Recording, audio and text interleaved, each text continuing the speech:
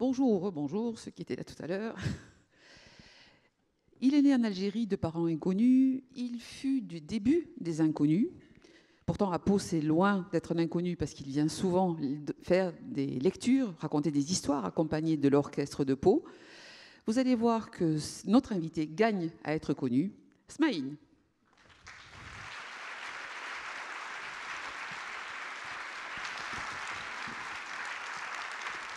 Bonsoir à tous. Bonjour. Comment ça, bonsoir? Pardon? Comment ça, bonsoir? Bonsoir parce que je vois la nuit. Ah, c'est ça, voilà. Mais bonjour. D'abord, je voudrais vous dire que je suis très bavard. Et puis vous remercier vraiment du fond du cœur de m'inviter pour pouvoir raconter un petit bout de ma vie et de faire plus ample connaissance. Voilà. Eh ben, c'est ce qu'on va faire pendant 1 heure. Vous savez que le thème de ces idées mènent le monde 2017, c'est passion, passion. Vous, la passion, c'est votre passion, votre vie, c'est la scène, le spectacle. Et je me suis interrogée si le terme de passion était approprié. Certes, ça l'est devenu, mais est-ce que c'était pas de prime abord une nécessité avant de devenir une passion? Tout à fait. Alors, je ne peux pas commencer notre rencontre sans vous raconter un peu aussi mon histoire, parce que tout commence par une histoire. Voilà, moi je suis né en Algérie en 1958. C'était hier? C'était hier, oui. Je suis orphelin de père et de mère, donc je connais ni mon papa, ni ma maman. Et je suis resté 3 ans dans un orphelinat. Donc je vais vous raconter, puisque ce que je vais vous raconter, j'ai fait par la suite des recherches qui m'ont permis de pouvoir raccorder un peu l'histoire de ma vie. Donc je suis arrivé tout petit dans un endroit magnifique, à Constantine. Magnifique parce que c'est surtout le nom qui est magnifique. Il s'appelait la Goutte de lait. C'était un endroit où on recueillait les enfants, j'allais dire abandonnés. C'était en fin de compte la maison de l'enfance. Je suis resté 24 heures et j'ai été donc, dès le lendemain, amené à l'hôpital civil de Constantine, qui était animé par les bonnes sœurs Saint-Vincent de Paul. Donc j'ai été élevé pendant 2 ans avec les sœurs Saint-Vincent de Paul de Constantine. Et puis parallèlement à ça, une famille d'origine maghrébine, puisque l'Algérie était française, une famille d'origine maghrébine à Paris désirant adopter un enfant. On fait appel par l'intermédiaire d'un avocat qui, par l'intermédiaire du ministère des Affaires étrangères, a fait venir ce petit Smaïn. Et j'ai été ramené par une personne qui travaillait dans l'administration à Constantine, qui était d'origine juive, et je le dis et je le précise. Pourquoi? Parce que ensuite j'ai été remis dans les bras de mes parents qui étaient d'origine musulmane. Donc les sœurs, la dame juive et la famille musulmane. Voilà pourquoi j'ai le plaisir de vous annoncer que je suis, en fin de compte, les 3 religions, donc 3 livres, une seule reliure.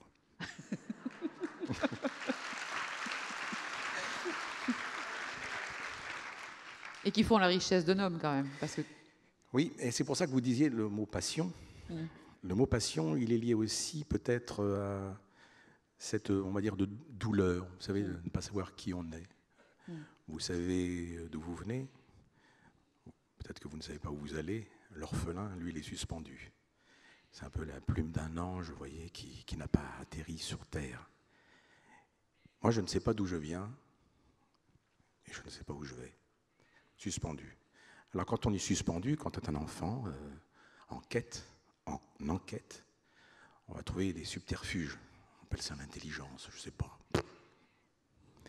J'ai cherché, enfant, quel était le moyen pour moi de donner un sens à ma vie. Eh bien, le sens à ma vie, et voilà la passion. Voilà pourquoi le mot de passion. Ben, ma passion, c'est vous. C'est d'aller vers vous. C'est d'aller trouver une réponse à mon existence et à mon identité. Alors vous pouvez trouver ça triste, il y a peut-être des larmes qui coulent, mais je vous rassure, j'ai eu une enfance très, mais je souligne encore, très heureuse. Parce beaucoup que j'ai été entouré de beaucoup d'amour. Et c'est un mot aussi qui doit se lier au mot passion, l'amour. Et c'est une chance inouïe. Et voilà pourquoi ce témoignage aujourd'hui, et voilà pourquoi j'arpente un peu les villes de France, et voilà pourquoi j'ai écrit un livre de pensée aussi, pour raconter un peu mon itinéraire. À savoir que quand on ne sait pas, eh bien, il faut tout faire pour se construire. On trouve des outils. Eh bien, l'outil que j'ai trouvé, ben, c'est en fin de compte le rire. Rire pour ne pas pleurer. Je souris toujours parce que je ne veux pas vous montrer un peu la vase intérieure de ma douleur, parce que le rire permet, on est dans un contexte à l'époque, la guerre d'Algérie, le petit beurre, le petit arabe, que vous voyez devant vous, hein. Peut-être pas. Je suis peut-être le fils de Jean-Marie Le Pen. Hein. C'est rien. Oui, il y a un petit air de ressemblance. Un petit air, oui, Ah, un petit air. Petit air. Donc, j'ai trouvé, en fin de compte, la réponse à cette quête par un bruit, les applaudissements. Et j'ai compris, la thérapitre, comme je dis. Vous avez ce mot-là. J'ai compris très vite que le moyen pour moi d'être accepté, c'était de réunir. Donc, vous savez, on dit entre un acteur, on est une vedette, on parle de statut. Moi, ce n'était pas du tout un statut, moi, c'était une urgence. Je suis un être en urgence, en quête, comme je vous disais, en enquête. Je cherche. C'est pour ça que quand je rencontre quelqu'un, peu importe sa religion, peu importe son parti politique, moi, je regarde les yeux. Je tente d'aller dans la profondeur du regard et de me dire, est-ce que cette personne pourrait faire partie de ma famille ? Et j'ai essayé de trouver, à travers la scène, justement, le point, pour moi, de ralliement. C'est merveilleux de faire rire les gens, vous savez. D'ailleurs, je quitterai cette scène tout à l'heure en vous racontant une histoire drôle. C'est pour qu'il reste. Voilà. Ah, c'est ça, jusqu'à la fin. Donc, j'ai arpenté donc, ce métier avec une passion au départ. Alors, comment est née cette passion ? Très simple. Quand j'étais enfant, alors vous savez, Godard, Jean-Luc Godard, metteur en scène de renom, a dit une phrase auquel je m'oppose absolument. Il disait que le cinéma est un art, la télévision est un meuble. Faux. Je m'inscris en faux. Parce que et vous pouvez le prouver. Oui, parce que ce que je suis devenu, je le dois à la télévision. Oui. J'ai grandi avec la télévision. D'ailleurs, je suis imbattable sur les séries télé des années 60 à 75. Imbattable. Et alors, vous devez vous dire, peut-être quelqu'un se penche vers son voisin en disant « Dis donc, qu'est-ce qu'il a une bonne diction ?» Ben oui, j'ai une bonne diction. Et pourquoi j'ai une bonne diction ? J'ai une bonne diction parce que j'ai été chercher mon outil. C'est le théâtre, ça, monsieur ? Pas du tout. Pas du tout. C'est la télé. Car chaque fois qu'il y avait à la fin d'un feuilleton télé, il y avait le générique, je lisais à haute voix le générique. Et sans le savoir, ça m'a permis d'avoir une bonne diction. Donc j'ai appris avec les autres. Je vais m'y mettre ce soir. Hein. Si vous voulez. J'ai appris avec les autres, j'ai échangé avec les autres. Et après, surtout, alors là, on va peut-être parler dans le domaine de la psychanalyse, etc., etc., j'ai compris qu'en rentrant dans cette télé, dans ce miroir, dans ce bocal, j'ai compris que j'allais pouvoir avoir le don d'ubiquité. C'est-à-dire ? La multiplication de mon image. Donc l'être qui désirait avoir une identité, mais ça c'est peut-être certainement dans l'inconscient, qui désirait exister et survivre. J'ai compris qu'en rentrant dans la télé, mon image allait être multipliée. Et d'ailleurs, une anecdote, quand j'ai fait le théâtre de Bouvard, alors je faisais du cabaret, je commence au cabaret dans les années 80, je gagnais, on va dire, 1 euro, 13 euros, et là, soudainement, quand je passe au théâtre de Bouvard, alors là, je gagne beaucoup d'argent soudain. D'ailleurs, c'est drôle parce que j'avais refait tout mon petit studio, et la concierge m'a dit « Mais qu'est-ce que t'as fait ? T'as fait un casse ou quoi ?» J'ai dit « Non, je commence à bien gagner ma vie. » J'étais le plus riche de l'immeuble. Ah ouais, faut le faire. Hein. Et donc, un jour, j'ai appelé un copain à moi, qui s'appelait Malik, et je lui ai dit, dis donc, j'ai une surprise pour toi. Alors, je suis allé... vous savez, c'est merveilleux quand même, cet enfant de Constantine que j'étais, quoi, qui, en fin de compte, a donné dans sa passion un rêve et a atteint son but. Et Dieu sait, dans Passion, il y a un S, il y a d'autres buts aussi. Je suis arrivé avec Malik, mon copain Malik, et je suis allé à Paris, sur la place des Innocents, et il y avait un grand magasin de connexion. Et dans le grand magasin de connexion, il y avait plein de télés. Oh, il y avait au moins 60 télés comme ça. 19h45, le théâtre de Bouvard. Bonjour, le théâtre de Bouvard qui parle, etc. Et soudain, paf, ma tête. 60 fois ma tête. Et Malik, c'est pas vrai, c'est toi. Voilà, Smaïn, il a réussi. Il est rentré dans la télé, il est rentré dans le bocal. Alors après, le plus dur, c'est comment exister. Alors on existe, alors donc j'ai fait partie, comme vous le disiez, du groupe des Inconnus. J'ai quitté les Inconnus. Pourquoi ? Parce que je voulais exister par moi-même. Je ne voulais pas être l'arabe de service. Je voulais être l'arabe à mon propre service. Donc je suis monté sur scène, mais j'avais compris aussi que ce que j'allais dire allait avoir une résonance. Il était hors de question que je fasse des « bonjour madame, comment que tu vas, ça va ?» parce que ça fait rire. Ouais. Mais au fond de moi, il y a autre chose. Il y a un autre aspect de moi. Quand je présente le conservatoire en 1979, je suis pas reçu. Je suis pas reçu au conservatoire et on me dit « Ah non monsieur, c'est pas possible parce que le patrimoine culturel français ne peut pas vous offrir beaucoup de rôles. À part Iago, Shakespeare et tout. » Bon alors, voilà. On m'a dit « Faites du cabaret ». Donc j'ai fait du cabaret. Je suis monté sur scène au cabaret. D'ailleurs, une anecdote, quand je téléphone pour passer l'audition, je dis « Est-ce que je peux venir passer l'audition ?» Oui, vous venez. Donc c'était un restaurant, cabaret. Venez donc lundi à 11h, 23h. Donc je me pointe à 23h, j'ouvre la porte, je vois le taulier qui me regarde, me fait « Ah non, merci monsieur, on a déjà un plongeur. » Je dis « Non, je viens pour passer l'audition. » Donc je suis monté sur scène et j'ai commencé à... Je fais souvent ce rêve étrange et pénétrant d'une femme inconnue et que j'aime et qui m'aime et qui n'est plus... On m'a dit « Oh, stop. Ici, c'est pas la poésie, ici, il faut rigoler. » Alors j'ai commencé à faire « Bonjour monsieur, comment que tu vas, ça va ?» Et j'ai fait rire la France. Il fallait bien que je m'engouffre dans la brèche.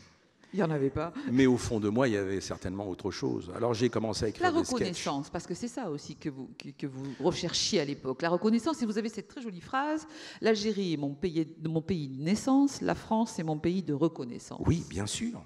Bien sûr, parce que j'ai toujours voulu, et j'en suis le témoin absolu, moi, cette guerre d'Algérie, c'est pas de ma faute. Les gens les meurtres, cette haine perpétuelle, c'est pas de ma faute. Moi, je suis en réaction face à ça. Je dois survivre.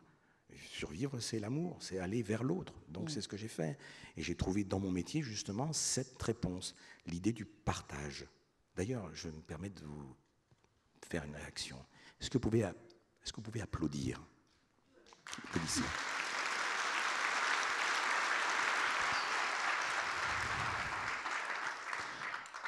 Quand vous applaudissez, je suis sûr que vous ne me tirerez pas dessus. C'est-à-dire que le fait... Vous voyez, merci. Et puisqu'il faut s'amuser, aussi, on est là un peu pour s'amuser. Alors quand j'étais petit, par exemple, comme je voulais faire ce métier, mon père était balayeur, il s'appelait Amar, on l'appelait Bouboule, et ma mère s'appelait Isa. Isa, elle était d'origine berbère du Maroc. Mes parents étaient des gens qui étaient extraordinairement bons. Et j'ai grandi dans cet immeuble du 4 avenue Courteline, et nous vivions tous ensemble. Tous ensemble. Je précise ça parce que c'est quand même très important. Je suis né dans cette mouvance du partage. Ma mère préparait le gâteau que j'allais apporter à la dame du 5e, qui s'appelait Madame Colson, Geneviève de son prénom. Et mon père, lui, il allait acheter le journal de la dame du 1er, Madame Soriot. Et Madame Soriot, pour vous remercier, elle nous lisait le courrier. Voilà. Donc on vivait tous ensemble. Et là, j'en profite pour vous dire qu'il y avait une personne qui nous détestait absolument. C'est une dame en bas dans un magasin que je ne comprends pas pourquoi elle nous détestait. Je ne comprenais pas pourquoi. J'étais tout enfant, etc. J'ai compris pourquoi, à chaque fois qu'on passait devant son magasin, elle nous regardait avec l'air du rejet, du genre vous n'êtes pas chez vous, rentrez chez vous. J'ai mis 30 ans pour comprendre. Eh bien, vous savez qui c'était cette personne? C'était la charcutière.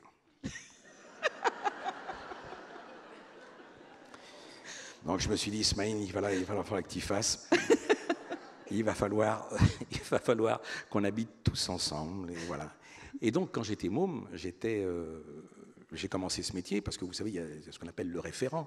Le référent pour moi, c'était Jerry Lewis. Parce que j'avais été voir Jerry Lewis au cinéma, j'avais vu un adulte faire l'enfant. Et je dis à mon père, papa, vivement que je sois un enfant. Génial. Alors je suis rentré chez moi, puis j'ai pris la canne à pêche de mon père. J'ai accroché la canne à pêche de mon père, j'ai pris les draps en guise de rideau et j'ai fait mon premier petit spectacle pour moi-même, seul. J'étais l'acteur, l'ouvreur, j'envoyais tout, je faisais tout, etc. Et évidemment, je me suis amusé à faire un peu comme notre ami Fred Astaire, des claquettes. Alors je faisais des claquettes, toujours des claquettes. Toujours. Et un jour, Madame Dumonteil, qui habitait en dessous, l'étage en dessous, elle montait. Elle a sonné, elle dit à Smaïn qu'il arrête de faire des claquettes parce qu'avec mon mari, on n'en peut plus. Vous savez, de 17h à 19h, on n'en peut plus. Et alors voilà pourquoi je suis devenu le premier beurre, le plus arabe, ce que vous voulez, à faire des claquettes en charentaise. Mon père m'avait acheté des charentaises et je faisais des claquettes en charentaise. Et pour en revenir aux applaudissements, je me retrouvais très souvent dans les toilettes, puisque c'était des toilettes qui étaient sur le palier, et c'est des toilettes à la turque. Alors j'entrais dans les toilettes, etc. Alors je me disais, tiens, j'ai déjà le trou du souffleur.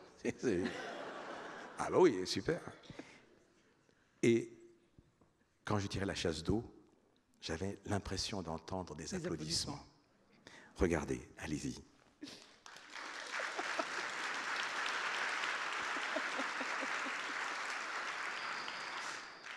Et je saluais.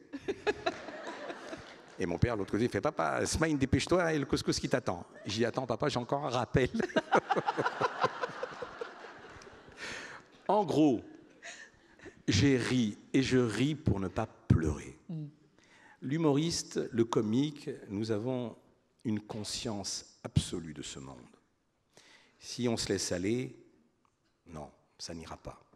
Alors j'ai décidé de ma vie de vous donner le rire, le sourire et le partage. Partager. Et vous voyez, je suis très bavard, je voudrais faire aussi une parenthèse qui me lie à cette ville, Pau. Parce que j'en ai eu beaucoup de Pau, j'ai eu beaucoup de chance. Mais notamment, je voulais vous faire part d'une émotion très très forte. Quand je suis arrivé de Constantine et que j'étais dans cette famille d'accueil, Bouboule et Isa, une dame venait nous voir tous les 6 mois. Elle faisait partie de l'aide sociale à l'enfance, de l'ADAS, pour voir si mes parents étaient à la hauteur, pour voir si j'étais un enfant sage. Cette personne habitait Pau. Oh. Oui. Et peut-être que parmi vous, vous avez peut-être connu cette personne, je vais vous dire son nom, qui malheureusement a disparu, mais aujourd'hui, quand j'y pense, je me dis quand même, elle a été très importante. Elle a été l'œil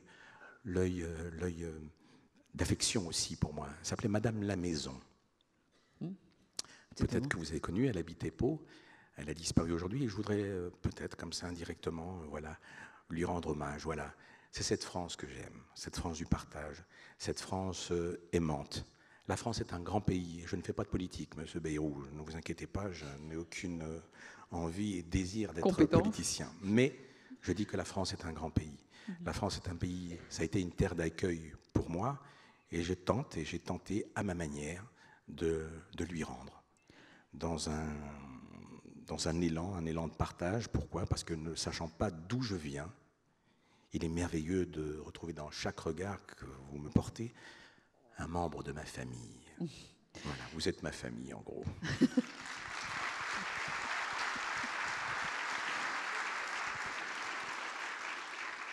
Est-ce que la scène, le spectacle, ces applaudissements, ces regards qui viennent, est-ce que ça vous a sauvé? Est-ce qu'on peut aller même jusque-là? Mais on appelle ça un acte de résilience. Tout à fait, c'est ce qui m'a sauvé. On dit être acteur. Ce mot, oui, on peut l'utiliser. Oui, vous faites quoi? Vous êtes acteur et comédien? Non, moi je n'ai pas fait l'acteur, je n'ai pas fait le comédien, j'ai fait l'intéressant. Moi je suis dans Au Secours. Aimez-moi. Mais c'est ça. Vous savez, c'est merveilleux. Vous savez que vous êtes là nombreux chaque jour à venir écouter un intervenant. Vous vous nourrissez de nous. Mais si vous saviez ce que nous nous nourrissons de vous, c'est un acte merveilleux de pouvoir parler, de s'exprimer, de se raconter. C'est un acte psychanalytique presque, vous voyez. C'est un acte de réparation. Eh bien, quand il y a un public sur scène, quand je joue, que je fais l'imbécile et que vous partagez ce rire avec moi, c'est un acte d'échange, c'est un acte d'apaisement. Voilà pourquoi, quand j'ai démarré au Café de la Gare, je vous assure, je vous dis la vérité, j'étais heureux de voir des Juifs, des Arabes, des Français, des petits, des grands. Je me disais, tiens, il y a toute ma famille là. C'est merveilleux. Ben, pendant 1h30, je vais essayer de contracter le temps et puis de ne faire tous qu'un. Voilà. Eh bien, ma carrière, c'est ça. Mais ma carrière aussi, c'est comme le mot passion, il y a un S, comme Smaïn. Alors pour vous, vous dites, Smaïn, on ne le voit plus. Alors souvent, on dit, Smaïn, Smaïn, on ne vous voit plus. On ne voit plus, etc. C'est-à-dire comme s'il n'y avait pas une vie après la télé. C'est comme quoi la télé, les gens sont ancrés sur la télé, etc. Mais non, on a une vie après. Je suis papa, j'ai 3 enfants, une famille heureuse, des hauts, des bas, comme partout, comme tout le monde, bien sûr. Et puis, je m'offre aussi d'autres occasions, de trouver d'autres outils. L'écriture, par exemple. Oui.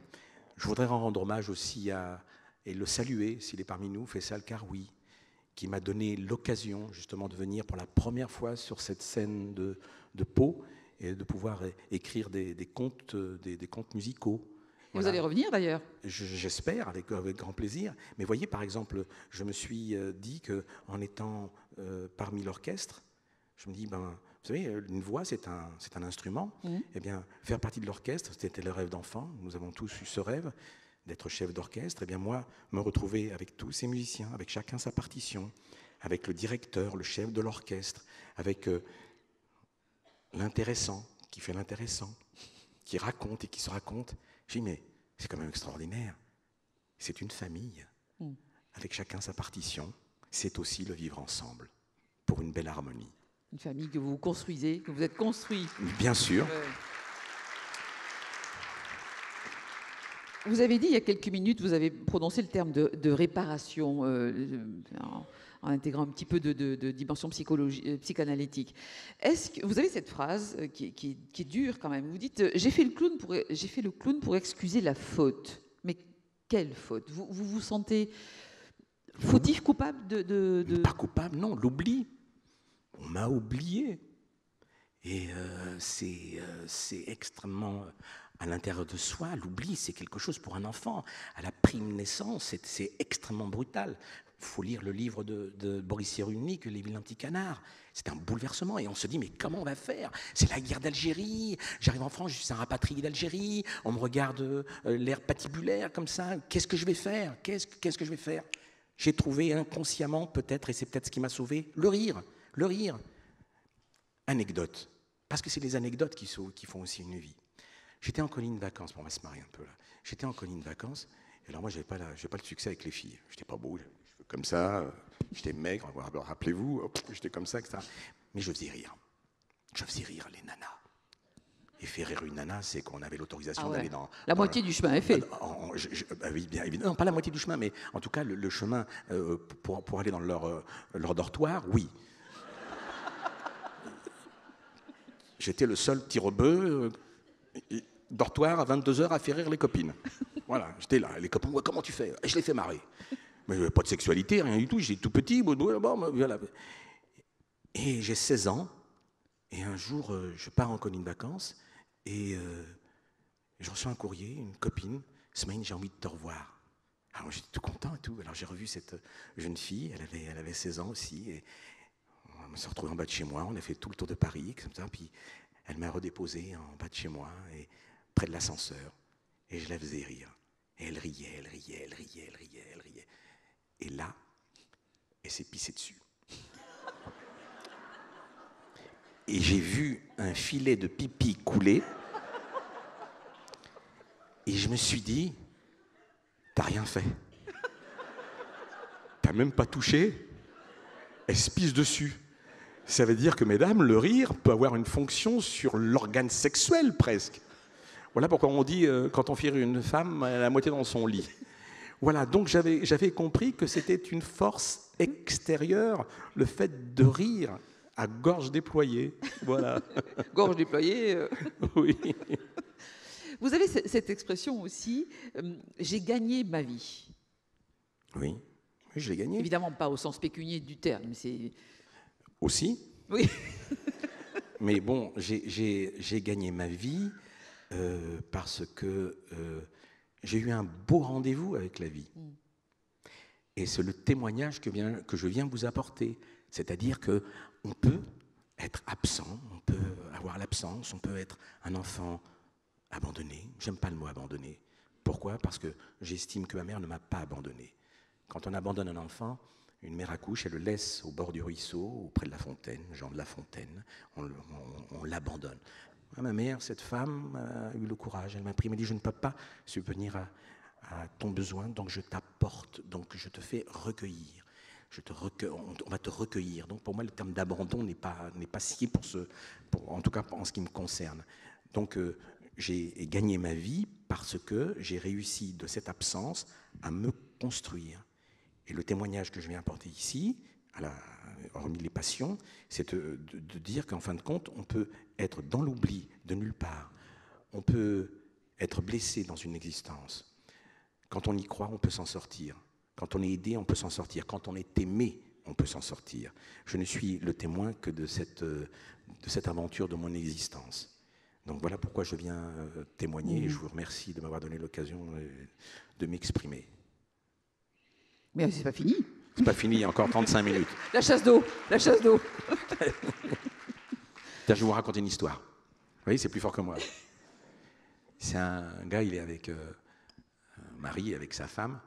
Ils sont dans le lit, ils s'endorment et à un moment, le mari dit à sa femme, dis-moi chérie, tu m'as trompé combien de fois dans ta vie? Et elle répond pas. Et au bout d'1 minute, elle lui dit, tu dors? Elle fait, non, non, je compte. Ouais, ça fait plaisir. Non, mais ça, je raconte l'histoire pour les gens qui nous regardent, là, qui sont...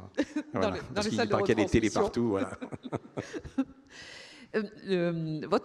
Vos parents adoptifs, Oui. comment vivaient quand vous leur disiez, quand vous faisiez des claquettes avec des charentaises, etc. Qu'est-ce qu'ils disaient, le petit Mon père m'avait fait convoquer chez une assistante sociale qui m'a dit, Smaïn, attention, beaucoup d'appelés, peu d'élus. C'était mal barré pour moi. Bon. Mais j'ai eu aussi un autre malheur, pour vous dire, comme quoi je n'ai pas eu de chance, mais comme quoi, encore dans cet autre malheur, j'ai pu aussi m'en sortir. Alors, je n'ai pas envie de faire pleurer dans la chaumière, mais je pense que ça a eu un impact dans ma vie et dans ma solitude intérieure. À l'âge de 13 ans, mon père était âgé.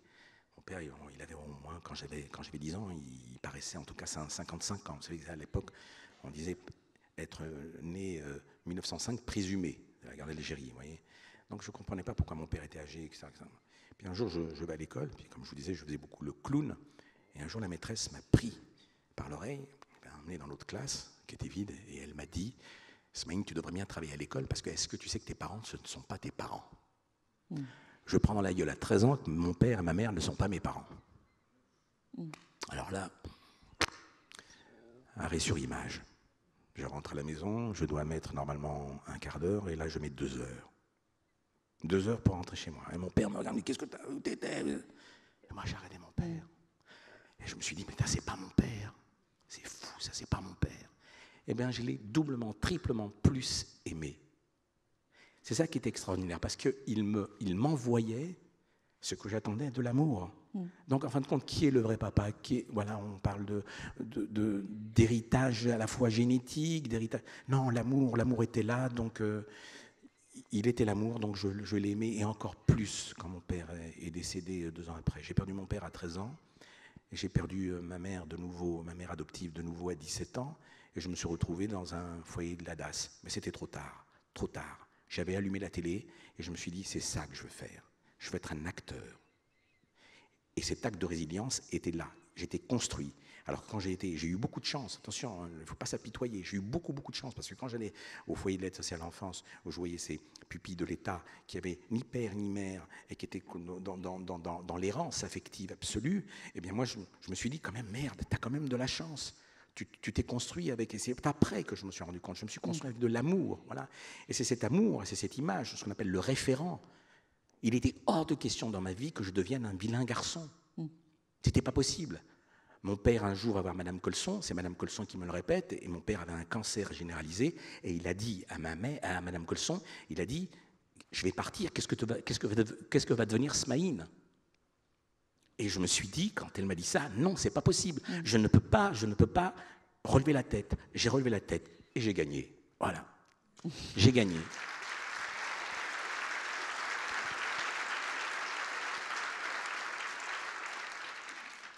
Qu'est-ce que vous pensez qu'ils diraient, vos parents, aujourd'hui? On va la fierté.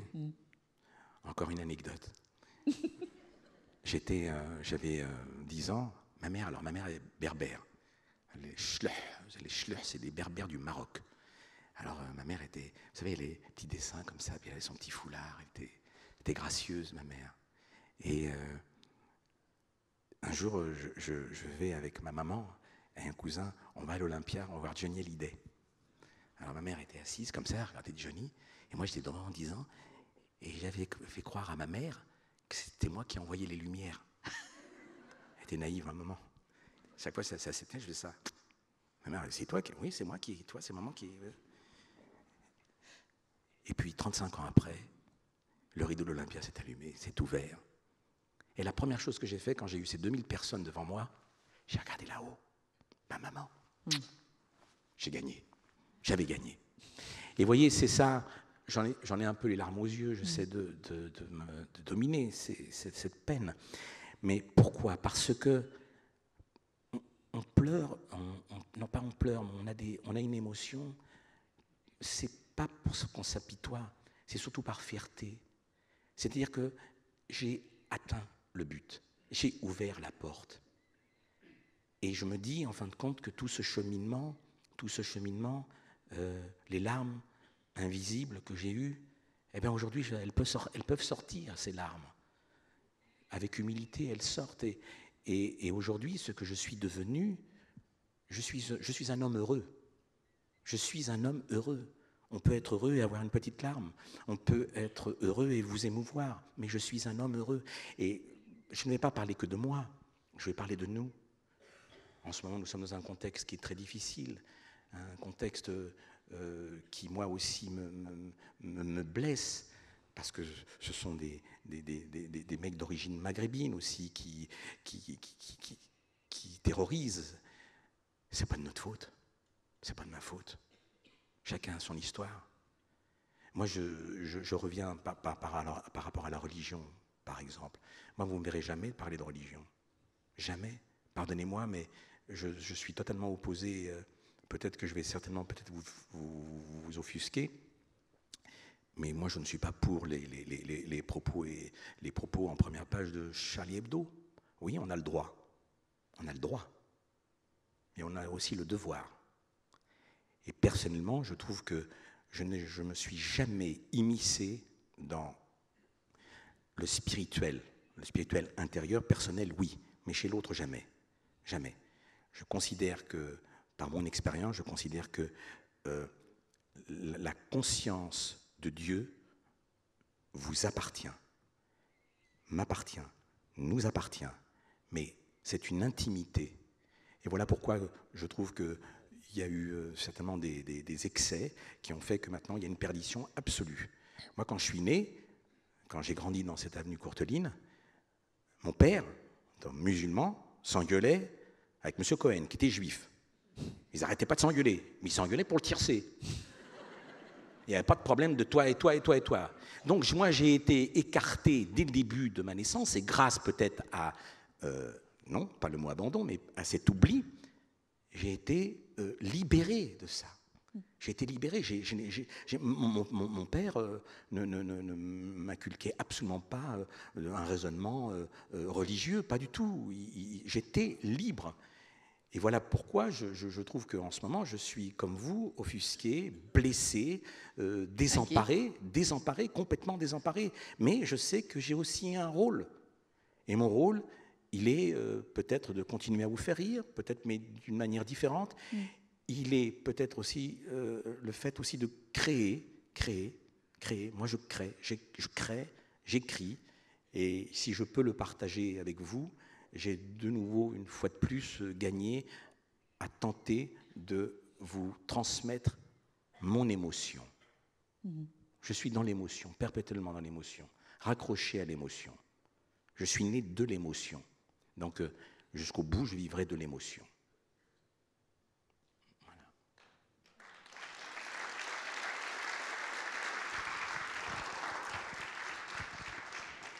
Smaïn, on parlait il y a quelques minutes.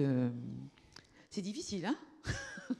Oui, je sais que ça émeut, mais c'est bien parce que quand je dis c'est bien, ça transperce. Ben, bien sûr. Ça révèle peut-être pour vous aussi votre sensibilité, c'est bien, mais je terminerai par une histoire drôle. On la fait pas tout de suite, non? Si, c'est un jour un arabe, il prend le métro. Ah, le contrôleur, il va le voir, fait ticket. Et l'arabe répond, et toi, tiki? J'en voulais d'autres, j'en ai plein. Hein. On parlait tout à l'heure de l'importance des rencontres dans votre vie, et c'est vrai que quand on s'intéresse, quand on regarde un peu votre parcours, les rencontres, dès la première finalement, passer ces 24 heures de votre vie, vos premières 24 heures de vie, la personne qui vous a pris en charge. Et je voudrais que vous racontiez cette jolie moment de votre vie où vous avez cherché à retrouver cette dame juive qui vous a accompagné à Paris. Oui. Et vous l'avez retrouvée. Oui, j'ai retrouvé. Madame Zerbib. Madame Zerbib, oui. Et d'ailleurs, je l'ai très souvent au téléphone et je lui souhaite toujours bonne fête. Et là, quand elle me décroche, je fais « Comment tu vas, mon fils ?» C'est génial, je trouve. J'ai cherché Madame Zerbib longtemps. Alors voilà, je pars à Constantine, j'ai 30 ans, je suis connu, je suis une petite vedette, donc on m'accueille évidemment, parce qu'il faut vous dire aussi que moi je pars de Constantine, dans les bras de Madame Zerbib, sur le tarmac de l'aéroport de Constantine, seul dans un petit avion, etc. Je reviens, il y a le ministre de la Culture qui m'accueille, il y a le wali de Constantine qui m'accueille. Je trouve ça génial. Je pars et je reviens, et tout le monde est là. Et d'ailleurs, le wali m'a dit « Smaïn, vous êtes bienvenu chez toi ». J'adore l'Algérie. C'est drôle. C'est un pays magnifique, je vous assure. Et donc, je vais donc là-bas et je dis au wali, j'aimerais bien, s'il vous plaît, aller retrouver des traces sur mes origines. Il dit oui, pas de problème. Donc, j'ai eu accès à mon dossier à la mairie de Constantine. Donc, je vais là-bas, et je vois Zerbib. Prénom, je ne peux pas vous le dire, mais Zerbib. Alors, je note tout de suite, etc. Je rentre à Paris, c'était l'époque du Minitel. Alors, je tape Zerbib. Alors, des Zerbib à Paris... Khlas, comme on dit chez nous, 2 annuaires. Bon. Et je cherche la Zerbib, je ne trouve pas Zerbib, et je ne trouve pas. Et un jour, je suis invité à l'hôtel de Lassay. À l'Assemblée nationale. À l'Assemblée nationale. Et alors, je suis au dîner, comme ça, et on mange, etc. Et il y a un monsieur qui est à côté de moi, et je raconte, comme à vous, je raconte mon histoire. Vous savez, Madame Zerbib, j'ai cherché, Constantine, voilà. Morgane fait, oui, très bien, etc. Ok. Je rentre chez moi, le lendemain, le téléphone sonne. Allô? Oui? Bonjour, Smaïn? Oui, tout à fait. Oui, je suis la personne avec qui vous avez dîné hier soir. Vous avez un papier, un stylo? Oui, notez. Madame Zerbib, 01 42. Il me donne le numéro de téléphone de Madame Zerbib. Je lui dis, mais comment vous avez fait? Et il me dit, je suis le directeur général de la police judiciaire. Ouais, ben ça peut servir. Et j'appelle Madame Zerbib. Allô, Madame Zerbib? Smaïn? Oui, c'est moi. Mon Smaïn. Elle m'appelle. Je l'ai au téléphone. J'ai dit, mais pourquoi vous ne m'avez jamais appelé? Et elle m'a dit, c'est moi qui entendais que tu m'appelles. Et j'ai appelé Madame Zerbib et nous voyons peu, mais maintenant elle a plus de 80 ans, mais je l'ai très fréquemment au téléphone. Vous voyez, ma fierté, elle est que j'ai, malgré tout, sans avoir eu de réponse, j'ai cherché. Je n'ai pas trouvé. Si j'ai trouvé les acteurs de ma vie, des prémices de ma vie, 24 heures, j'ai une absence absolue. Et voilà pourquoi je profite aussi pour vous remercier, parce qu'ici, on rencontre des gens merveilleux, des gens de connaissance, de l'érudition, etc. J'étais dernièrement à un colloque où j'ai rencontré un médecin, un psychanalyste et tout. Alors moi, je suis bavard, vous voyez, vous avez remarqué. Hein. Je suis bavard, et alors je rencontre un monsieur, et je lui dis, vous savez, quand j'étais petit à Constantine, parce que je cherche, c'est ce qui soulage le peintre, je fais ce qui m'apprend ce que je cherche. Je cherche perpétuellement. Alors je rencontre ce psychanalyste et je dis, c'est marrant parce que quand j'étais petit, parce qu'il faut vous dire entre parenthèses que quand j'étais à Constantine, j'ai été aussi élevé par une mère nourricière. Voilà, pendant 4 mois de mon existence, j'ai retrouvé cette mère nourricière. Alors j'ai rencontré cette mère nourricière quand je suis parti à Constantine, et elle me disait, quand tu étais petit, t'arrêtais pas de te tirer les cheveux. J'arrêtais pas, j'étais comme ça, je me dirais, c'était hallucinant, je te voyais te tirer les cheveux. Alors j'en ai profité pour, quand j'ai vu ce psychanalyste, lui dire, j'aurais pu poser la question à Boris Cyrulnik, mais il se trouve que c'était un psychanalyste où j'étais à Nice, et il me dit, tu sais ce que tu as eu? Tu as eu ce qu'on appelle le syndrome de l'agrippement. C'est merveilleux de donner une réponse aussi à l'agrippement, c'est-à-dire comme le petit doigt de l'enfant qui s'accroche aux mains de la maman. J'avais besoin de m'attacher à quelque chose. Alors quand on ne sait pas à qui s'attacher, on s'attache à soi-même. Alors je me tirais les cheveux. Mais c'est merveilleux parce que c'est aussi dans la culture, aussi c'est construire aussi un peu son passé. C'est d'aller aussi déceler. Voilà, donc j'aime aussi aller vers l'autre parce que l'autre aussi m'apprend. Voilà, ma vie est là. Je suis en fin de compte un grand curieux. Je suis un curieux de la vie.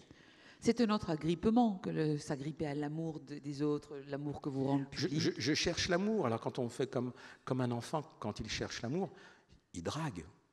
Là, je suis en train de vous draguer.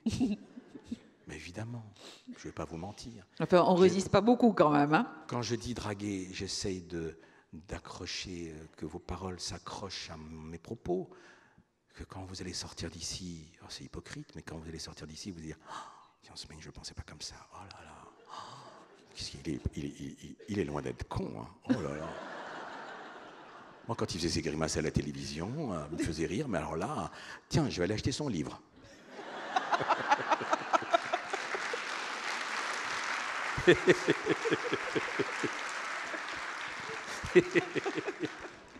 Elle est bien amenée, celle-là. Allez, tac. Alors, il est loin d'être con, puisqu'on est là, le fameux colloque auquel vous participiez. Smaïn, on vous a, je ne sais pas comment on dit, détecté, vous êtes surdoué, précoce. Oui, il paraît. Mais je ne sais pas ce que ça veut dire. Mais oui, j'ai fait sourdoué, on a sourdouance. Ouais, mais bon, je pense que je suis surtout sourdoué à la survie. Je crois que c'est ma grande qualité. Alors après, oui, mais ça fait toujours plaisir quand qu'on considère qu'on est surdoué. Mais bon. Non, ça m'a fait plaisir pour ma fille, c'est tout. J'ai dit, tu vois, ton père est pas con. Fais pareil. Je disais, en parlant, pour vous amener à raconter l'histoire de Madame Zerbib, qui est très émouvante, les rencontres qui ont été importantes dans votre vie, et elles continuent.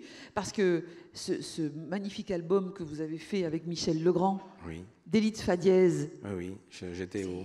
Oui, c'est des rencontres, des rêves de gosse. C'est une belle aventure, ça.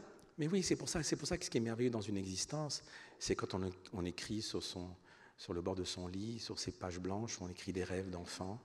Et puis quand ces rêves se réalisent. Moi, je trouve ça merveilleux. J'avais envie un jour de rencontrer Léo Ferré. Vous savez, Léo Ferré, c'est aussi le papa que j'ai pas eu. Il a été un peu le papa de tout le monde, Léo Ferré. Vous savez, j'avais l'impression que c'était une guenon avec les paumes retournées. Mais il était un papa. Puis j'adorais la langue française à travers Léo Ferré. Dieu sait ce que j'ai chanté Léo Ferré et ce que j'ai écouté Léo Ferré.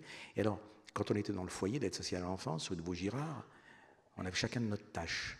Alors, il y avait celui qui devait nettoyer le réfectoire, les chambres, etc. Moi, j'avais demandé la salle de télé, évidemment. Alors, rappelez-vous, j'allumais la télévision et à ce moment-là, il y avait la mire de FIP 514. Et il y avait de la musique, il y avait du jazz. Alors, je fermais, j'avais mon balai, je balayais, et je dansais. Évidemment, je dansais sur Michel Legrand. Alors, Michel Legrand. Puis un beau jour, le rideau s'ouvre, je suis au Casino de Paris, 2000 personnes, et Michel Legrand est au 6e rang. Je me dis, mais c'est pas possible, encore un rêve qui se réalise. Donc j'ai rencontré Michel, nous avons beaucoup bavardé, et un jour il m'a dit, ça serait bien qu'on bosse ensemble. J'ai dit, attendez, c'est pas possible, c'est un rêve. D'abord on va attendre 2 mois, le temps que je me réveille de ce rêve que vous m'offrez. Et j'ai écrit 12 chansons avec Michel Legrand, et dont il a fait des musiques, et l'album va bientôt sortir. Ça s'appelle D'Élite fa dièse. Voilà, toujours la langue française que j'aime. Et d'ailleurs, je vais peut-être me lancer. Je vais peut-être vous dire un poème que j'ai écrit pour Michel. Oui.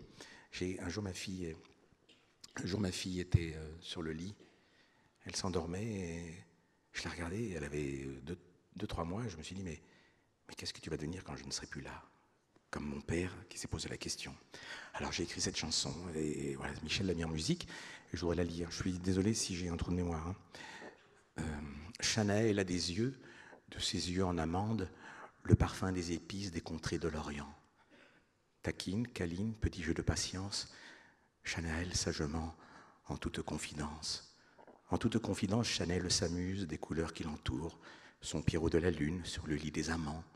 Ses paupières s'en balancent dans la nuit, s'en retournent vers le ciel aux étoiles, aux frontières des anges.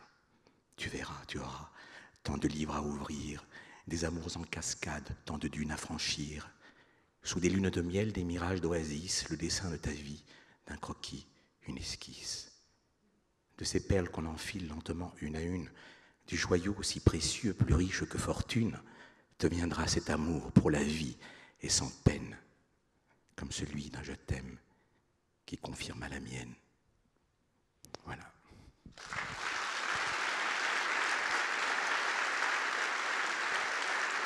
C'est beau la langue française, hein? Alors, Michel m'a dit, tu me les lis à l'oreille. Si je fais ça, je prends. Si je fais ça, je prends pas. Il a fait 12 fois ça. Et il a pris les 12 chansons. Et c'est merveilleux parce que c'est un génie, d'abord, un génie de la musique. Et de savoir que, voilà, une chanson, c'est une trace. Voilà, je suis content d'avoir laissé une trace aux côtés de Michel Legrand. Une chanson, est-ce que vous écrivez? Parce que vous écrivez les Oui, contes. Oui, j'écris et je salue encore Fessal parce que c'est grâce à Fessal. Alors un jour, je fais écouter une chanson que j'ai écrite avec Michel Legrand et Fessal me dit c'est génial, il faut absolument que tu nous écrives ici pour Pau des contes musicaux. Alors c'est drôle, je ne sais pas s'il est dans la salle, mais il est là, Fessal? Non, il n'est pas là. Je vais raconter l'anecdote. Donc je suis sur scène, et je termine mon conte qui s'appelle Ryan et le Maestro. Et alors je vais dans la loge là-bas et il tape, il m'ouvre, fait c'est bon, je te commande un deuxième. Alors j'ai fait le deuxième, j'ai écrit. 2 ans après, il revient, il tape. C'est bon, troisième. Et là j'attends le quatrième, on va voir. J'adore écrire, c'est merveilleux. Puis écrire pour les enfants, écrire des contes, c'est merveilleux. J'aimerais qu'on parle de ces aphorismes. Et alors, je ne sais pas, connectez-vous, demandez Smaïn si vous avez une page Facebook comme ami, et vous verrez tous les aphorismes, toutes les petites maximes, comment vous les appelez là, ces petites phrases que vous... Smaïn par beau temps et libre pensée. C'est ça, par beau temps et libre pensée. Voilà, alors c'est-à-dire que la nuit, il y en a quand ils ont des insomnies, ils se lèvent et vont au frigo, il y en a qui allument la télé, moi je reste pensif dans mon lit et je prends un mot et je tourne autour. Je tourne. J'appelle ça des fulgurances. D'ailleurs, j'en ai parlé à Michel. Ça fait une vraie question, d'ailleurs, philosophique. Qui écrit? Est-ce que c'est moi ou est-ce que c'est une puissance extérieure? Pour Michel, il dit que c'est une puissance extérieure. Il dit qu'on a une onde comme ça. Il me dit, par exemple, quand moi je me mets au piano, je pose mes doigts partent. Ça part. Et j'écris, mais ça part. C'est exactement pareil quand on a une pensée, quand on est habité par la pensée, par le doute, par le questionnement, eh bien, on se fixe un mot et on tourne autour du mot. On va draguer le mot, etc. Et autour de ça, j'écris des petits aphorismes, des petites phrases, etc. Et un jour, comme je les envoie à chaque fois sur Facebook, eh bien, un jour, un éditeur les a lus, il m'a dit j'ai envie de les sortir. Alors, on va les sortir, etc. Et on va appeler ça les pensées de Smaïn. J'ai dit oh, les pensées de Smaïn, attention, Blaise Pascal, les pensées de Pascal, oh. Et il m'a dit un truc, il m'a dit, il n'y a pas que Blaise Pascal qui pense. Tu penses aussi, on pense tous. Donc c'est voilà, pas faux. Les pensées de Smaïn.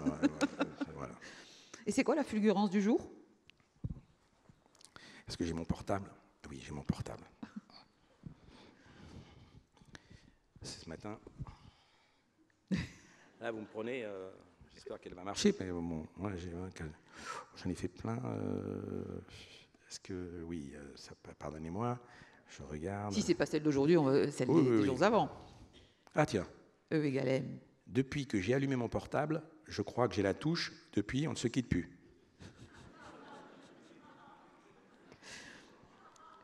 Ah, ça a fait rire au moins une personne.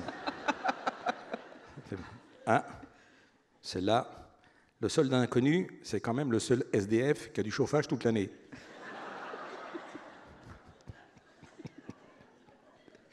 La dernière. La connaissance est une faculté, l'intelligence, elle suit son cours. Voilà. E égale M, elle est jolie celle-là, elle est très jolie. J'arpente ma vie en appliquant l'équation suivante. EUX égale M, c'est mieux.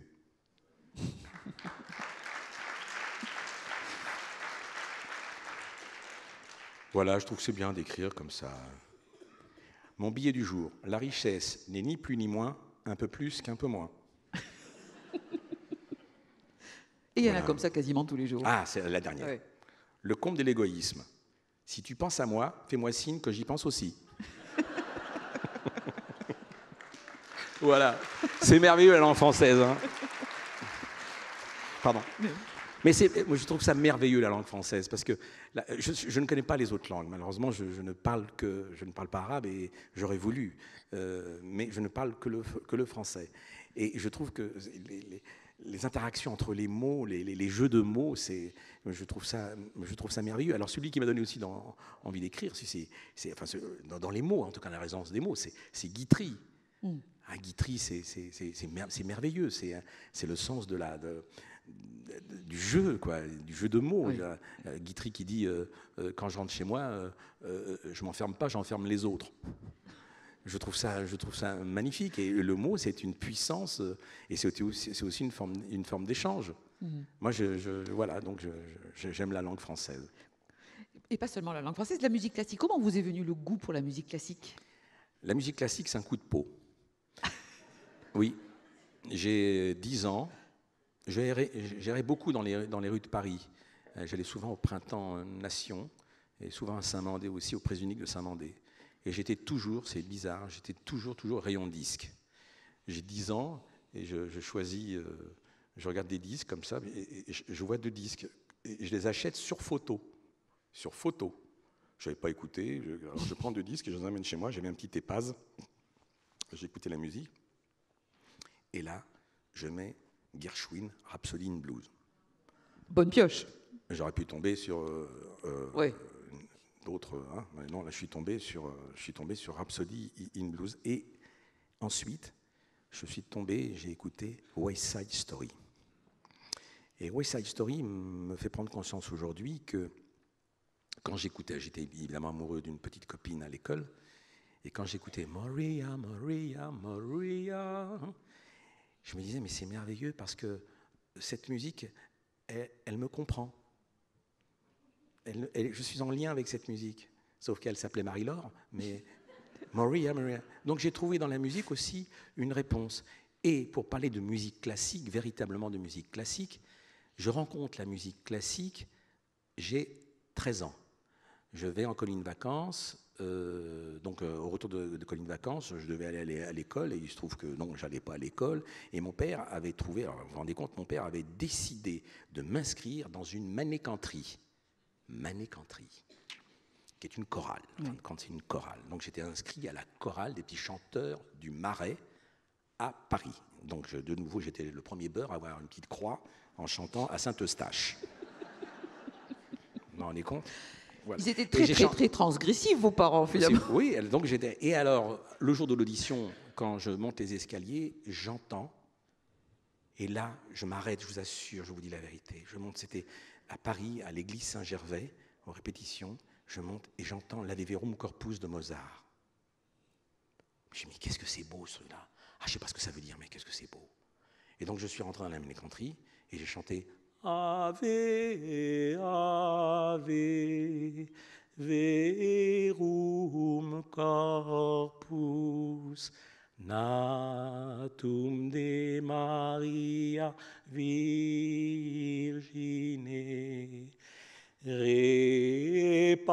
Repassum. Et bon, je ne vais pas vous la faire jusque... Mais bon, ça... Voilà. Et j'ai trouvé ça très beau. Et ça permettait à mon père de le rassurer. Voilà. Alors c'est marrant, un petit beurre comme moi, en train de chanter la Verum Corpus de Mozart. Hein, là, ça... Oui, ben voilà, c'est ça. C'est ça la France. Et c'est aussi ça, Smaïn. Voilà. Est-ce que... Parlons un peu de vos projets. Est-ce qu'on va vous revoir bientôt Je fais moins de télé. Oui. La télé m'emmerde. Et pourtant, c'est devenu un meuble alors.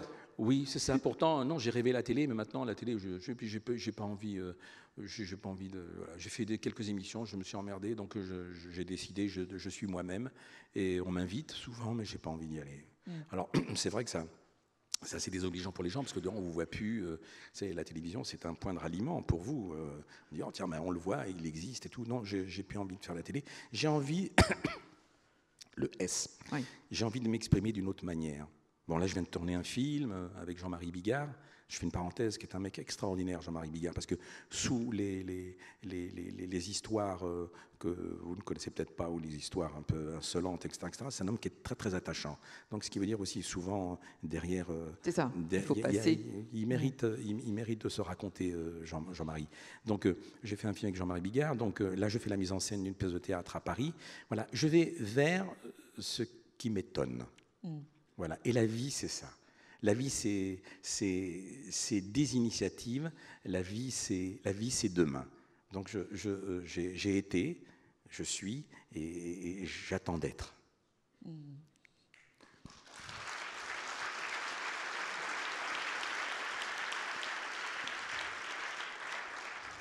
vous avais pas menti. Je vous disais en introduction, ce garçon méritait d'être connu. Merci beaucoup. C'est moi qui vous Smaïl. remercie. Je vous salue.